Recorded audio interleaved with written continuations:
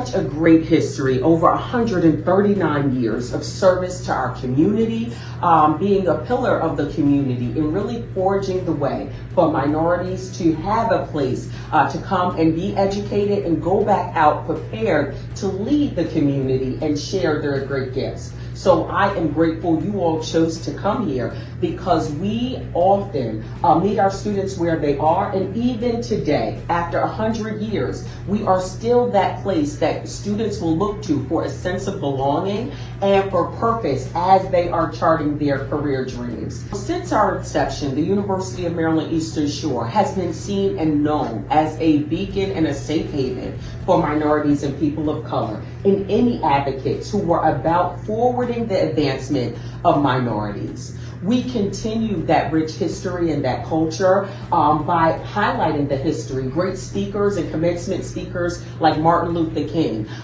leaders that we see now like delegates who have really been able to come to our university and been able to grab a hold of that culture and been able to contribute in a great sense.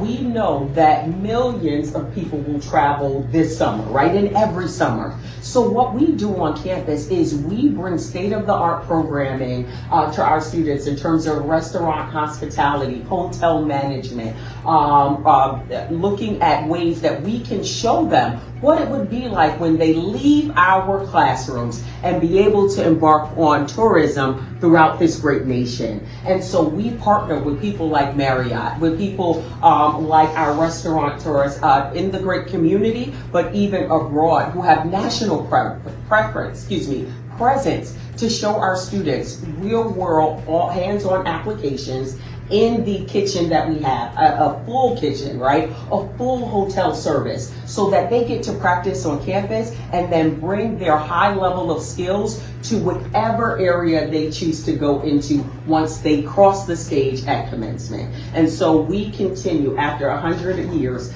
to enhance those services and have great visitors like you who highlight the great programs we have on campus.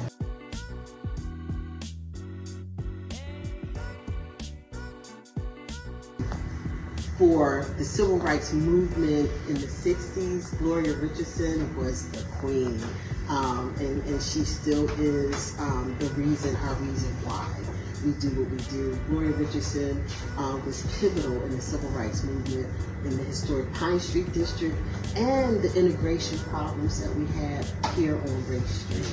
So she was the mother of the revolution. She was fearless. She organized people. They call her the proverbial side eye. If you look her up on the internet, you will see her walking past the National Guardsmen with their guns and their bayonets, and she's pushing them to the side in order to bring people together, in order to have meaningful conversation.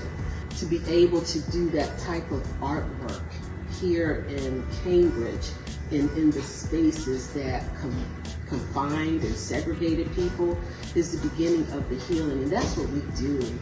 Alpha Genesis Community Development Corporation, we ride on that carrier wave of creative art, the creative in you and me, to have these meaningful conversations, to bring about the equity, the diversity, the justice, and the healing that's needed in our community.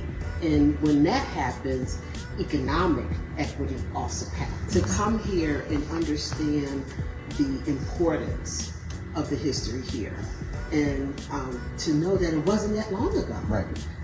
We met Gloria Richardson. She came to our store and said, I had to come see what you guys are doing because this is historic. There is so much that you gotta come for a weekend. Take the walking tours, take the tours out to Church Creek and to the Bucktown store. What we've created, I call it, is the decompression zone. Mm-hmm. So come and learn. We've got to understand our history, like you said, in order for us to move forward. In order for us to go anywhere, you got to know where you came from. Mm-hmm. And not just black, not just white, but as people. And so what we've created in the Art Bar 2.0 is the decompression zone. This is a place and a space where you can come, you can celebrate, you can emote, you can kind of wrestle with all of the emotions that you have from what happened during slavery, what happened during civil rights, where are we now? And what we know is that this journey is progressive. We're not there, but we're showing where we were.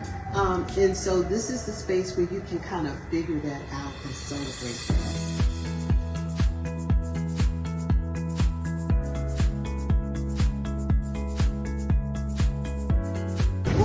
All right, we made it to Annapolis. It's Maryland in a day, 2024. We've already been over on the Eastern Shore. Now we are back across the Bay Bridge on this beautiful day, and we are live with our friends from Annapolis Green and Visit Annapolis in Anne Arundel County. Everybody introduce yourselves. Let's go right down the line. All right, Tilly Coyle, Executive Director of Annapolis Green. Lynn Forsman, co-founder of Annapolis Green. Welcome to Annapolis. I'm Kristen Coronas, Visit Annapolis in Anne Arundel County.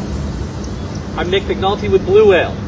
And Nick has been driving us around all day today in this beautiful EV, which has been great.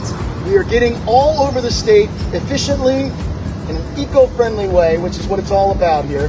And tell us about the water filling station that we have in Annapolis as well. All right, so these are called our Nest on Tap. They're portable water refill stations that are come to our outdoor events solely for the purpose of getting rid of plastic water bottles. No more single-use plastic water. So it's water bottles. That's how we're being sustainable here in Annapolis, getting these taps out to as many events as possible. That's awesome. And it's all about preserving the earth, right? And we are right out back behind the Annapolis Visitor Center right now. So, Kristen, what's happening in Annapolis? A couple things are happening today. In addition to all of you being here, which is fantastic, the Blue Angels have their flyover today, their test program. We just heard them go over. They'll come back at 2 for the full show. So we're saying Blue Whale and Blue Angels, couldn't be a better day.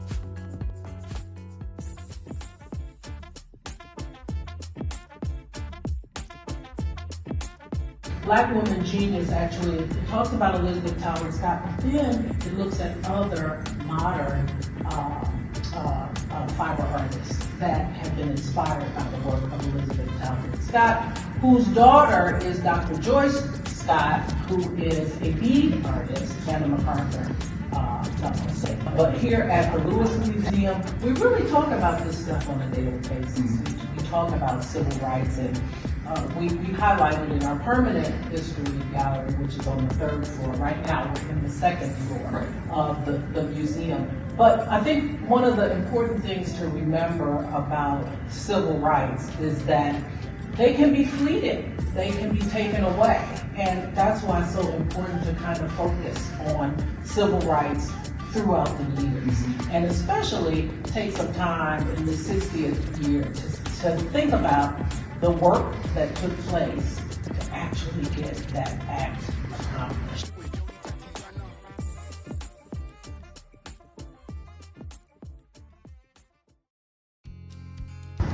During the period of time before the Civil War, this was where all enslaved people who were freed were manumitted. This is also on the Underground Railroad network to freedom, and primarily because here at this courthouse is where they tried anyone who helped slaves escape. So Maryland, was very much a southern state, which a lot of people don't want to acknowledge, prior to the Civil War, and Howard County was no exception. Fast forward 100 years, Civil Rights era, Howard County was still kind of in a different place than it is today. Today it's known as a very diverse, welcoming community. In the past it wasn't so much. In fact, we did not desegregate our schools until 1965, 11 years after Brown v. Board. This site here is going to house the Howard County Council for the Arts, as well as Asian Pacific Islander Cultural Center, the Roving Radish, which is a farm-to-table, affordable food delivery service, and a commercial kitchen. In addition, we have, in addition to the courthouse here, this is called Capitol Line Hill, by the way. There's 7 hills in Ellicott City, all named after the hills of Rome, including this one. It also has the name Mount Misery because you have quite a walk from downtown to quite a steep hill.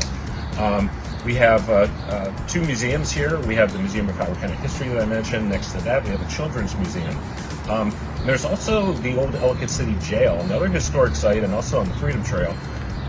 And that is going to be occupied by Preservation Maryland. So this is going to be kind of like a history, culture, arts campus.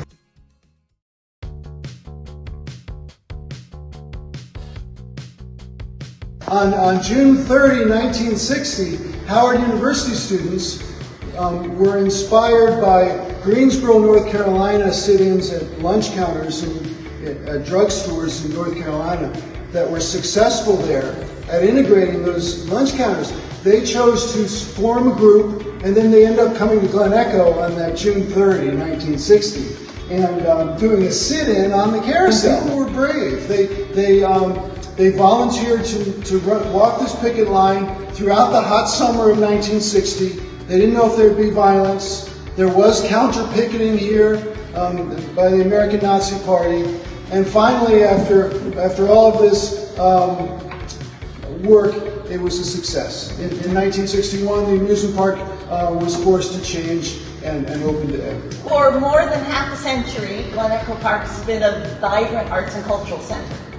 And we have summer concerts coming up, and we recently had our opening of the carousel season on the carousel, a big carousel day is what we call it. We have 13 different resident arts organizations. We offer maybe 900 to 1,000 classes in visual and performing arts each year. We have dances in our historic ballroom, which is just across the park from the carousel, and a couple other venues. We have galleries and exhibitions rotating throughout the year.